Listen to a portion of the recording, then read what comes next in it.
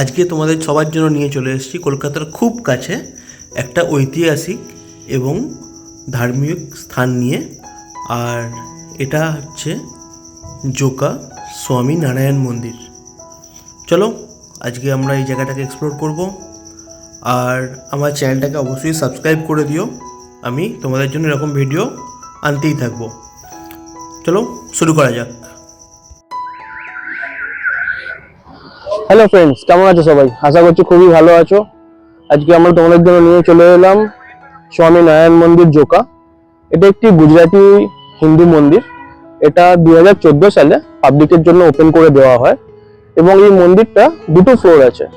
একটা ফ্লোরে শ্বেত পাথরের তৈরি আমাদের হিন্দু যত দেবদেবীর মূর্তি তৈরি করা আছে এবং এরই গ্রাউন্ড ফ্লোরে স্বামী নারায়ণের একটি স্বর্ণ মূর্তি আছে। আর এই কারণেই এখানে ভেতরে ভিডিওগ্রাফি পুরোপুরি নিষিদ্ধ। আমি চেষ্টা করেছিলাম বাট কোনোভাবে ওনারা করতে দিল না। তো এই মন্দিরটা বাস্তুশাস্ত্র এবং সমস্ত কিছু মেনে তৈরি করা হয়েছে। আর এই মন্দিরটা আপনারা দেখতেই পাচ্ছেন, যতটা দেখতে পাবেন আপনারা পুরোটাই এটা ইটালিয়ান মার্বেল দিয়ে তৈরি এবং এটা বিএপিএস সংস্থা দ্বারা পরিচালিত করা হয়। এবং এই মন্দিরের সৌন্দর্য যদি আপনারা কোনো সন্ধ্যাবেলা আসেন, তো এখানে যেভাবে আলোগুলোকে ইনস্টল করা হয়েছে, আলোগুলো যেভাবে ব্যবহার করা হয়, একটা মায়াবী একটা পরিবেশ লাগবে আপনাদের দেখলে। তো খুব সুন্দর লাগলো জায়গাটাতে। আপনারাও দেখুন, আপনাদের সামনে পুরো ভিডিওটা রইলো। শিখেছি আমরা জোকা মোড়ে। আপনারা যারা সেকেন্ড ব্রিজ হয়ে আসবেন, এই রাস্তাটা দিয়ে আসবেন। আমরা সেকেন্ড ব্রিজ এসে এই রাস্তাটা একটু জ্যাম ছিল বলে ওই জেমস লং সরণি হয়ে এসেছি। এই রাস্তাটা একটু কম কনজেস্টেড থাকে, তো বেটার হবে এটা দিয়ে আসাটা। আর চাইলে আপনারা এটা দিয়েও আসতে পারবেন। মেট্রো সার্ভিস এখনো প্রপারলি চালু হয়নি, তো চালু হয়ে গেলে এই অবধি আপনারা ইজিলি মেট্রোয় চলে আসতে পারবেন, দেন অটো। আমরা কল্যাণ বাজারে আর কিছুক্ষণের মধ্যে পৌঁছে যাবো আমাদের আজকের গন্তব্য কল্যাণ মন্দির বা শ্রী রামনারায়ণ মন্দির। আর আপনারা যারা ট্রেনে বা বাসে আসবেন, তারা শিয়ালদা থেকে যে কোনো বজবজগামী ট্রেন ধরে মাঝরা স্টেশনে নেবে, দেন এখান থেকে যে কোনো ডায়মন্ড হারবারগামী বাস ধরে এখানে খুব সহজেই পৌঁছে যেতে পারবেন। আর এছাড়াও যারা হাওড়ার দিক থেকে আসবেন, তারা হাওড়া স্টেশন থেকে যে কোনো ডায়মন্ড হারবারগামী বাস ধরতে পারেন, বা ধর্মতলা থেকে যে কোনো ডায়মন্ড হারবার, বকখালি, নামখানার বাস ধরে খুব সহজেই এখানে চলে আসতে পারবেন।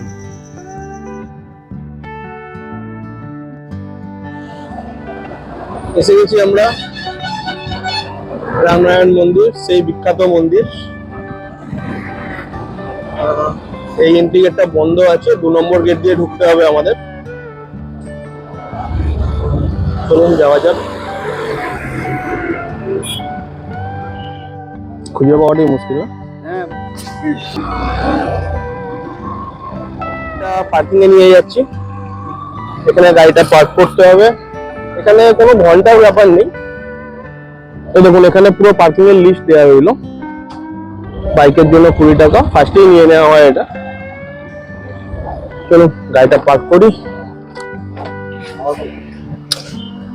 এখানে মন্দিরের একটা টাইমিং আছে, টাইমিংটা আমি ডিসক্রিপশনে দিয়ে দেবো। কারণ এর বাইরে যদি আপনারা আসেন, তো তাহলে আপনারা কিন্তু এখানে এন্ট্রি করতে পারবেন না। চলুন যাওয়া যাক।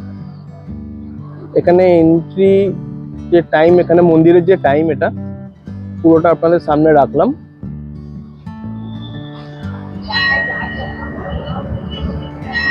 এসে গেছি আমরা স্বামী নারায়ণ মন্দিরের মেন গেটে। এখানে সকালের দিকে যদি আপনারা আসেন, তাহলে একটু ফাঁকা পাবেন আপনারা। কারণ যত এই যে 12টা যখন বাজবে, 12টা বাজার পর এখানে মন্দির বন্ধ হয়ে যায়, আবার 4টের সময় খোলে এবং তখন ভিড়টা একটু বেশিই থাকে। তো চলুন মন্দিরটা দেখা যাক। এখানে আপনাদের এই মন্দিরের কারুকার্য দেখে মনে হতেই পারে যে আপনারা দক্ষিণ ভারতের কোনো মন্দিরে চলে এসেছেন। আর এই মন্দিরের এই যে কার্যকলাপগুলো আপনারা দেখছেন, এগুলো বেলে পাথর এবং এই যে লাল যে পাথরগুলো আপনারা দেখছেন, এগুলো ইটালিয়ান মার্বেল। আর এই সামনেই আমরা এই যে চলে এলাম, এখানে এই দুটো পাদুকা জুটি রাখা আছে। আর এইখানেই যেটা ইতিহাস অনুযায়ী শ্রী স্বামীনারায়ণ 1781 থেকে 1830 এর মধ্যে কোনো একটা সময়, এক্স্যাক্ট আমার মনে নেই, তো উনি কপিলমুনির আশ্রমে যাচ্ছিলেন এবং যাওয়ার সময় এই জায়গাটা দিয়ে গিয়েছিলেন এবং তারপরে ওনারই বক্তব্য অনুযায়ী এবং ওনারই আদেশে এই আশ্রম তৈরি করা হয়, এই মন্দির তৈরি করা হয়। আপনারা দেখতেই পাচ্ছেন এখানে এই যে সূক্ষ্ম কার্যকলাপগুলো, হয়তো কত দিন, কত মাস, কত বছর লেগেছে কেউ জানে না। 2014 সালে পূজা পাঠের মাধ্যমে জনসাধারণের জন্য এই মন্দির ওপেন করে দেওয়া হয়। অপূর্ব নিদর্শন, সত্যিই এখনকার দিনে এত সুন্দর হাতের কাজ ভাবাই যায় না। আর এখানে ব্যবহৃত এই সমস্ত পাথর এসছে রাজস্থান থেকে। এইখানে আসলে আরও একটা ব্যাপার থাকে কি, আপনারা এখানে এসে এখানের মহাপ্রসাদ বা ভোগ 150 টাকার বিনিময়ে আপনারা নিতে পারেন, যেটা এদের ক্যান্টিন থেকে পাওয়া যায়। সেখানে আসছি পরে। এই যে জায়গাটা, এখানে আপনাকে জুতোটা খুলে দেন মন্দিরে প্রবেশ করতে হবে, এর জন্য কোনো চার্জ লাগে না।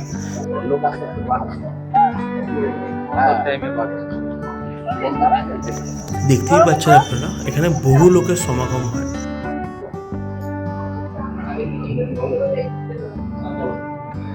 চলুন এবার ওখান থেকে বেরোনোর পালা।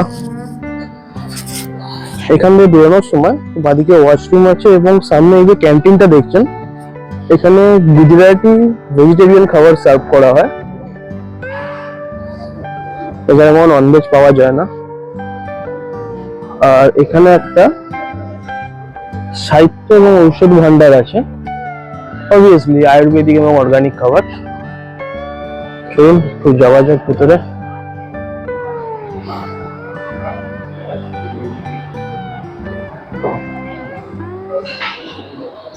এখানে ওনার বাণী এবং এছাড়াও অন্যান্য বইয়েরও সংগ্রহ আছে এবং এর মধ্যে বেশ কিছু আমি দেখলাম যে ওনার জীবনী এবং ওনার এই মানব জীবন নিয়ে যে বক্তব্য, সেই নিয়ে অনেক বই এখানে আছে।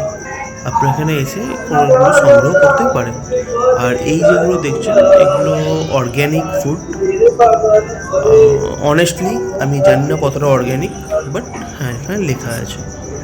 কিছু ফ্যাশন ওয়্যারসও আছে, জুয়েলারি, আর এছাড়াও কিছু ঘর সাজাবার জিনিসও আছে।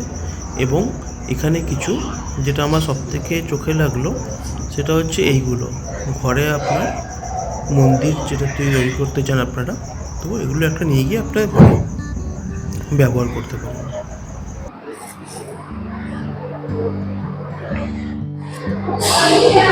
আমরা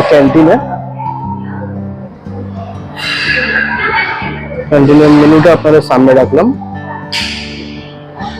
হ্যাঁ, এখানে আপনারা 150 টাকার বিনিময়ে এখানে যে ভোগ হয়, যেটা মহাভোগ, সেটা আপনারা নিতে পারেন। ফ্রেন্ডস, ভিডিওটা ভালো লাগলে অবশ্যই লাইক করো, চ্যানেলটাকে আমার সাবস্ক্রাইব করো এবং নিজেদের ফ্রেন্ডদের সাথে শেয়ার করো। দেখা হচ্ছে পরের ভিডিওতে। টাটা।